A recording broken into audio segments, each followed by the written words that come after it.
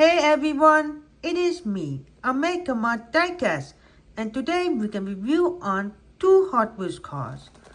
First up, let's review this new for 2023 is lime green Volvo XC40 Recharge.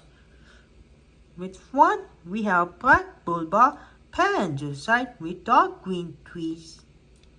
Rear, driver side, and roof with snowboards and roof racks. The code says S23, that's the code. Let's review this 1986 Ford Thunderbird stock car with Maroon. With front, we have no detail with intake hood, passenger side with orange, yellow, black and white stripe with white wheels. Rear, driver side, and roof. The code says